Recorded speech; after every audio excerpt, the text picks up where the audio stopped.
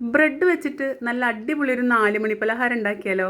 നല്ല മൊരാന്നുള്ള നല്ല ക്രിസ്പി ആയിട്ടുള്ള നല്ല അടിപൊളി പലഹാരമാണ് കേട്ടോ. നല്ല ടേസ്റ്റാണ് ഇത് കഴിക്കാൻ വേണ്ടിയിട്ട്. അപ്പോൾ എങ്ങനെയാണ് ഉണ്ടാക്കുകയെന്ന്, എന്തൊക്കെ സാധനങ്ങളാണ് വേണ്ടതെന്ന് നോക്കുന്നതിന് മുന്നേ ചാനൽ സബ്സ്ക്രൈബ് ചെയ്യാതെ കാണുന്നവരൊന്ന് സബ്സ്ക്രൈബ് ചെയ്ത് സപ്പോർട്ട് ചെയ്യണം കേട്ടോ. വെൽക്കം ടു പാട്ടും പാചകവും. ഒരു വലിയ സബോള പൊടിയായിട്ട് അരിഞ്ഞു വെക്കട്ടോ. ഒരു തണ്ട് കറിവേപ്പില ചെറുതാക്കിയിട്ട് അരിഞ്ഞു വെക്കാം. ഒരു പച്ചമുളക് വട്ടത്തിൽ അരിഞ്ഞ് മാറ്റി വെക്കാം. കുറച്ച് മല്ലിയില അരിഞ്ഞു വെക്കാം. ഒരു 10 അല്ലി വെളുത്തുള്ളിയും അരിഞ്ഞ് നീക്കി വെക്കാം. അങ്ങനെ അതിൻ്റെ ഫസ്റ്റ് സ്റ്റെപ്പ് കഴിഞ്ഞിട്ടുണ്ട്. ഇനി രണ്ടാമത്തെ സ്റ്റെപ്പ്, ഒരു പാത്രത്തിൽ 2-3 ടീസ്പൂൺ മൈദമാവ് എടുത്ത് 1 ടീസ്പൂൺ കുരുമുളക് പൊടി ചേർത്ത് ആവശ്യത്തിന് ഉപ്പും ഇട്ടിട്ട് കുറച്ച് ലൂസാക്കിയിട്ട് ഒന്ന് കലക്കി വെക്കാട്ടോ.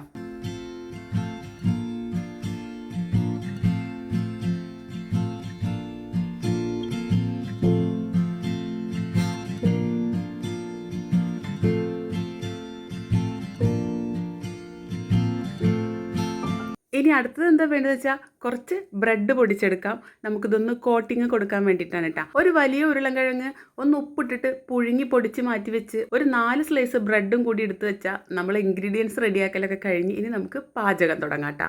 ഒരു പാൻ അടുപ്പത്ത് വെച്ച് വെളിച്ചെണ്ണ ഒഴിച്ച് ചൂടാകുമ്പോൾ കൊത്തി അരിഞ്ഞ് വെച്ചിട്ടുള്ള സബോള ഇട്ടിട്ട് ഒന്ന് വാട്ടിയെടുക്കുക. ഒരുപാട് അങ്ങോട്ട് ബ്രൗൺ ആയി പോകുമൊന്നും വേണ്ട, ജസ്റ്റ് ഒന്ന് വാടി കിട്ടിയാൽ മതി കേട്ടോ. പെട്ടെന്ന് വാടാൻ വേണ്ടി ഒരു നുള്ളു ഉപ്പിട്ട് കൊടുത്തിട്ടുണ്ടേ. ചെറുതായി ഒന്ന് ചൂടായി വന്നപ്പോൾ തന്നെ അരിഞ്ഞു വെച്ചിട്ടുള്ള വേപ്പില, പച്ചമുളക്, വെളുത്തുള്ളി എല്ലാം ഇട്ടിട്ടുണ്ട് കേട്ടോ. എല്ലാം കൂടി ഒരുമിച്ച് കിടന്ന് നന്നായി ഒന്ന് മൂത്ത് വരട്ടെ.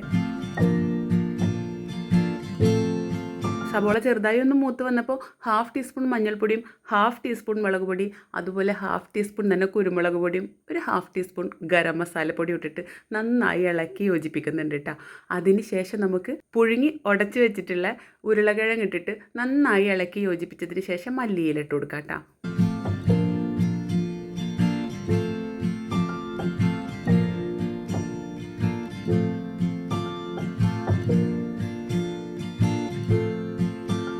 അങ്ങനെ ബ്രെഡിലേക്ക് ആവശ്യമായിട്ടുള്ള ഫില്ലിംഗ് ഇവിടെ റെഡി ആയിട്ടുണ്ട്. ഇനി നമുക്കിത് എങ്ങനെയാണ് തയ്യാറാക്കാൻ നോക്കാം. ബ്രെഡിൻ്റെ സ്ലൈസ് ഇങ്ങനെ വെച്ചതിൻ്റെ ശേഷം ഇതിൽ നമുക്ക് ഈ ഫില്ലിംഗ് നന്നായി അമർത്തി ഒന്ന് പരത്തി കൊടുക്കാം കേട്ടോ. ഒരുപാട് ഓവറായിട്ടൊന്നും വെക്കണ്ട, ജസ്റ്റ് നമുക്കിത് കട്ട് ചെയ്തെടുക്കാനുള്ളതാണ്. അപ്പോൾ ആ ഒരു പരുവത്തിൽ ഞാനിത് എല്ലാ ബ്രെഡിലും തേച്ച് വെച്ചിട്ടുണ്ട്. ഇനി നമുക്ക് ഇഷ്ടപ്പെട്ട ആകൃതിയിൽ മുറിച്ചെടുക്കാം. ചതുര കഷ്ണമായിട്ടുണ്ടെങ്കിൽ എങ്ങനെ വേണമെങ്കിലും നമ്മളുടെ ഇഷ്ടത്തിന് മുറിച്ചെടുക്കാം. ഞാൻ മുറിച്ചെടുക്കുന്നത് നീളത്തിലാണ്. ഇങ്ങനെ ഒരു ബ്രെഡ് 3 ആക്കിയിട്ട് മുറിച്ചെടുത്തിട്ടുണ്ട് കേട്ടോ. ഇനി അതിന് ശേഷം ഈ കലക്കി വെച്ചിട്ടുള്ള മൈദമാവിലേക്ക് ഓരോ ബ്രെഡിൻ്റെ പീസും മസാലയോട് കൂടി തന്നെ വെച്ച് അതിൻ്റെ മുകളിൽ ഈ മൈദമാവ് കൊണ്ടുള്ള കോട്ടിങ് ലെയർ നമുക്കിങ്ങനെ ഒഴിച്ച് കൊടുക്കാം കേട്ടോ. കണ്ടേ, ഇങ്ങനെ ഒഴിക്കുമ്പോൾ നന്നായിട്ട് ഇങ്ങനെ ലൂസായിട്ടിരിക്കണം. ഒരുപാട് കട്ടിക്ക് വെച്ച് തേക്കരുത്. നല്ല ലൂസായിട്ട് ഇങ്ങനെ ഒഴുകി പോകുന്ന ലൂസിൽ വേണം മൈദമാവ് കലക്കി വെക്കാൻ കേട്ടോ. അതിന് ശേഷം അതെടുത്തിട്ട് ബ്രെഡ് ക്രംസിലിട്ടിട്ട് നന്നായി ഒന്ന് കോട്ട് ചെയ്തിട്ട് അമർത്തി കോട്ട് ചെയ്തിട്ട് എടുക്കാം കേട്ടോ.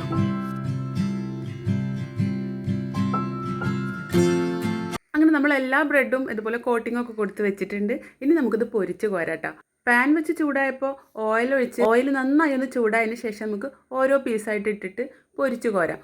ബ്രെഡ് ഇടുമ്പോൾ ഓയിൽ നല്ല ചൂട് വേണം. അതിന് ശേഷം ഒന്ന് തീ സിമ്മിലിട്ടോളൂ കേട്ടോ.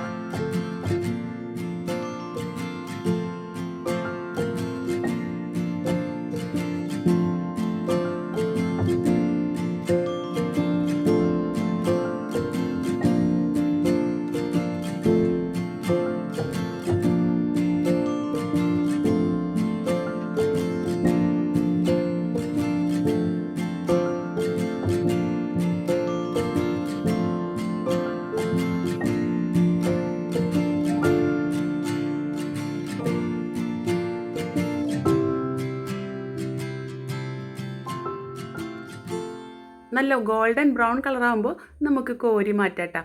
സോസിൻ്റെ കൂടെ മയോണൈസിൻ്റെ കൂടെ ഒക്കെ മുക്കി കഴിക്കാൻ നല്ല ടേസ്റ്റാണ് കേട്ടോ.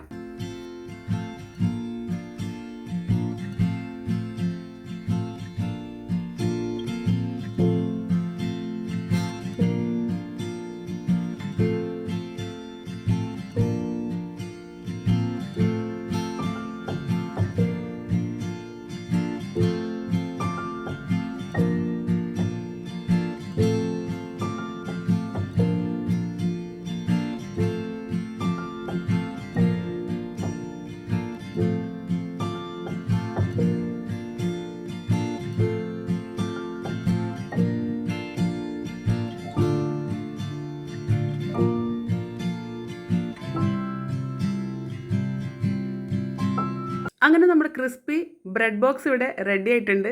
എല്ലാവരും ഒന്ന് ട്രൈ ചെയ്ത് നോക്കിക്കോളൂ കേട്ടോ. വീഡിയോ ഇഷ്ടപ്പെട്ടാൽ ലൈക്കും ഷെയറും കമൻറ്റ് ചെയ്യാൻ മറക്കരുത് കേട്ടോ. സബ്സ്ക്രൈബ് ചെയ്തിട്ട് എൻ്റെ ചാനലൊന്ന് സപ്പോർട്ട് ചെയ്തേക്കണേ. അപ്പോൾ മറ്റൊരു അടിപൊളി വിഭവമായിട്ട് വീണ്ടും കാണാം. അതുവരെ എല്ലാവർക്കും സ്നേഹത്തോടെ ബൈ.